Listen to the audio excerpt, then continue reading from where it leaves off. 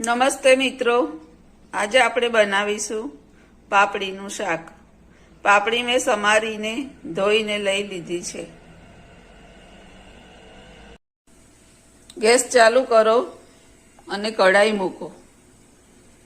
પછી એમાં જરૂર મુજબ તેલ નાખો। તેલ થોડું થવા દો। તેલ ગરમ થઈ ગયું છે। હવે આપણે એમાં અજમો નાખીશું। અજમો થઈ ગયો છે। હવે આપણે એમાં આદુ મરચાં લસણની પેસ્ટ નાખીશું।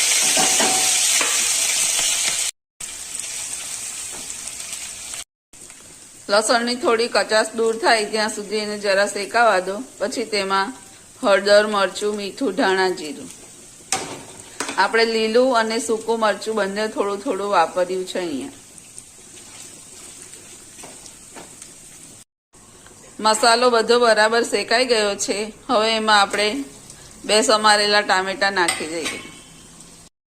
હવે એમાં પાપડી ધોયેલી છે નાખી દઈએ।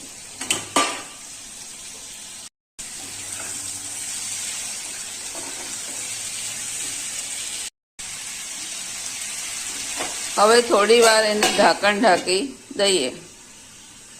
ગેસ થોડો સ્લો રાખવાનો છે, ધીરા તાપે થવા દેવાનો છે।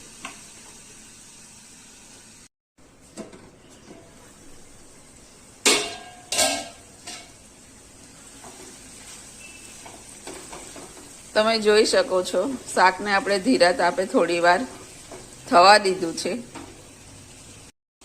મિત્રો, આ શાકમાં આ સમયે તમારે થોડું પાણી નાખવું હોય તો નાખી શકો છો।